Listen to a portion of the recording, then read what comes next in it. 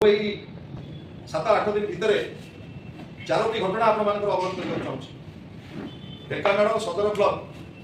भापुर बणिया साहिर जड़े दलित महिला अशांति नायक उपरे दुष्कर्म करागला एवं हत्या उद्यम करागला। वर्तमान से कटक एससीडी मेडिकल रे आईसीयू रे जीवन मृत्यु सहित संग्राम कर विजु जनता दल पक्ष ढेंकानाल एसपी महोदय को दुई थर अवगत करागला किंतु कौन सी अपराधी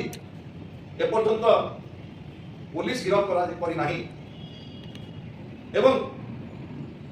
ढेंकानाल एसपी एभली संवेदनशील पदक्षेप नौ अपराधी की किभली भाव में राउंड अप करेंगे से कथा तो छाड़ू किभली भाव में समस्त घटना को चापी दिया से उद्यम चलती एवं द्वितीय घटना हिंजिली थाना अंतर्गत खरीड़ा ग्रामर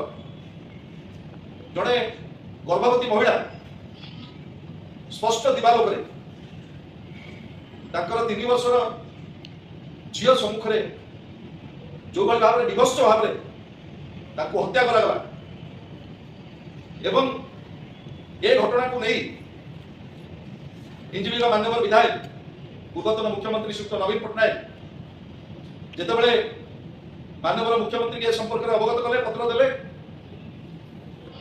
सबुठार दुर्भाग्यजनक कथा ये घटना को किभली भाव में दृढ़ भाव में अपराधी की गिरफ्त करा एवं किभली भाव में दंड विधान करा से संपर्क में सरकार एवं प्रशासन दृढ़ पदक्षेप नवा परिवर्ते माननीय मंत्री जो भाई भाव में विवृत्ति देले एवं विरोधी दल नेता माननीय मुख्यमंत्री की जो पत्र लिखिते से संपर्क में टिप्पणी अत्यंत निंदनीय। मुझे कही रखा चाहे हाथी मारिकी पुला घोड़े देले कथा रुचबनी किंतु राज्य में जो भाव में चरम आईन श्रृंखला परिस्थिति सृष्टि गोटे शांतिप्रिय राज्य ओडिशा सारा विश्व में सारा भारत वर्ष शांति आमर गोटे परिचय था किंतु डबल इंजिन सरकार आसला जो भाई भाव में क्रमागत भाव में